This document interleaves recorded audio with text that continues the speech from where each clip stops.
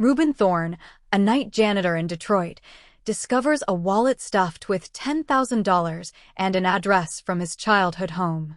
Returning it, he is confronted by Clifton, his father's twin brother, long thought dead. This encounter uncovers decades of secrets, grief, and family betrayal. Reuben learns about lost cousins, past mistakes, and the moral weight of honesty. Ultimately, he reconciles with Clifton and honors his father's legacy, realizing that integrity and family transcend money or past grievances.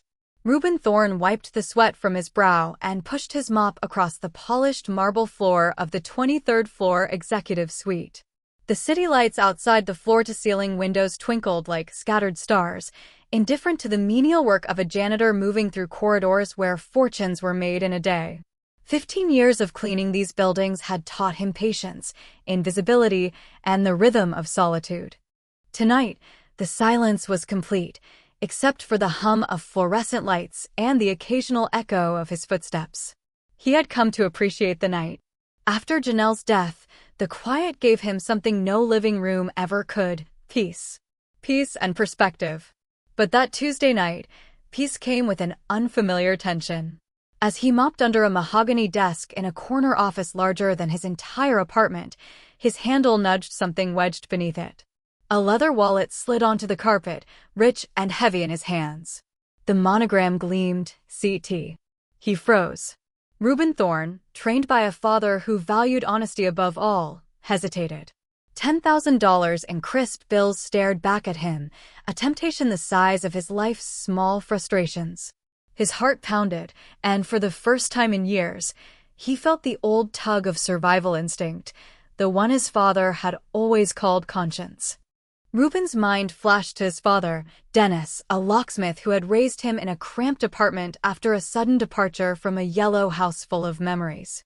Dennis had drilled one lesson into him: character is what you do when nobody's watching. Now, alone on the 23rd floor, with the money practically calling his name, Reuben realized the weight of that lesson. The wallet wasn't just cash, it was a choice. He opened it anyway, almost against his better judgment. Inside, alongside the neatly stacked bills, was a folded slip of paper: 4782, Maple Grove Lane. His childhood home. His breath caught. Memories rose unbidden. A tire swing, a kitchen where pancakes once smelled of love, a father's hands scarred from locks, a mother's sudden absence. 30 years had passed, but it felt like yesterday. Reuben sat back on his heels, gripping the wallet. The moral conflict was suffocating. Part of him whispered, "Just take it. Start over. You deserve this." But his father's voice, unwavering in memory, reminded him, "Sleep comes easy when your conscience is clear." Taking the wallet meant leaving honesty behind. Minutes passed. The city outside never blinked. Reuben stood, his fingers tight around the leather. Tomorrow, he could fix his truck, pay overdue bills, maybe even secure a small moment of happiness. But tonight, he decided, he would return it. Somehow, someway, he would follow the address back to the place that had shaped his life and confront the ghosts of the past. And so he drove. The night air was cold, carrying the faint smell of wet leaves and asphalt. Each block brought him closer to the house he had fled at 8, closer to answers he hadn't dared seek. When the street number came into view, Reuben's pulse quickened. The house looked different: new windows, manicured lawn, but a childhood memory lingered: the maple tree that once held his tire swing. He parked, stepped out, and in a heartbeat, knocked on a door that would shatter everything he thought he knew about family, truth, and himself. The door swung open. Reuben froze. The man who stood there was him. Not exactly him, older, grayer, but every curve, scar, and mannerism was eerily identical. The crooked nose, the scar above the eyebrow, the tilt of his weight on the left foot, it was like staring into a mirror warped by 20 years. "Reuben," the man whispered, eyes wide, hands gripping the doorframe. His voice cracked like a record skipped on grief. "Is it really you?" Reuben's tongue felt heavy. I found this," he said, holding up the wallet. It slipped from his fingers with a soft thud, the sound somehow punctuating decades of silence. "I'm Clifton," the man said finally. "Your uncle, your father's twin." Dennis said I died. He told everyone I died. Shock, disbelief, and a surge of anger mingled in Ruben's chest. Dennis had lied? But why? The questions piled up faster than he could process. Where had Clifton been all these years? Why had his father never mentioned him? What had he missed in all the years of thinking he was alone? Clifton gestured inside. The house was immaculate, sterile even, a far cry from the chaotic warmth Ruben remembered. Yellow walls replaced with white, hardwood where carpet had cushioned tiny feet, the kitchen gleaming with stainless steel perfection. "Coffee?" Clifton asked, already pouring 2 mugs. As they sat, Clifton began to unravel a life Ruben could barely imagine. He spoke of marriages, a lost son, gambling, grief that had driven him nearly to ruin. He confessed a robbery plan abandoned at the last moment, yet discovered later by police, and the web of secrecy that had forced him into the shadows.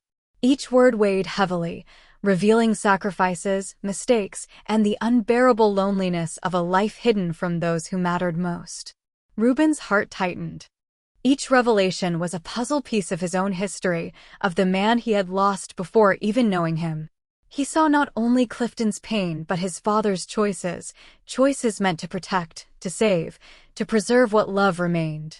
And in that small kitchen, with the wallet between them, Ruben felt the impossible, forgiveness beginning to stir.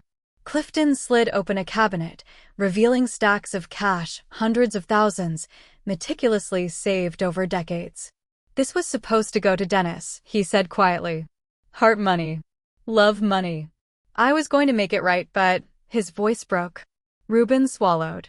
The money, the secret, the years of lost connection, it all collided in his chest. "Why?" he whispered. "Why hide it? Why lie?" "Because you were safe," Clifton said, tears glinting in the lamplight. "And because of what I did. I had to disappear. You deserved a father, not a man ruined by grief and mistakes."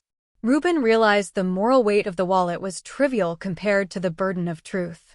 It wasn't money that mattered, it was the choices, the sacrifices, the love hidden behind years of silence. Clifton pulled a photo album from the safe.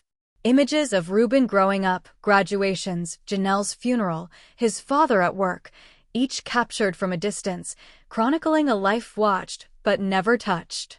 "I've been in the shadows," Clifton admitted. "Watching, protecting, mourning." The room vibrated with decades of grief.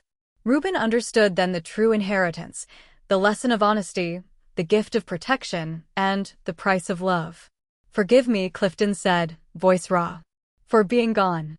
For the lies." Ruben nodded, words failing. This wasn't just reunion, it was redemption, the raw ache of family stitched together with tears and courage. An hour later, they stood at Dennis Thorne's grave, rain slicked and quiet.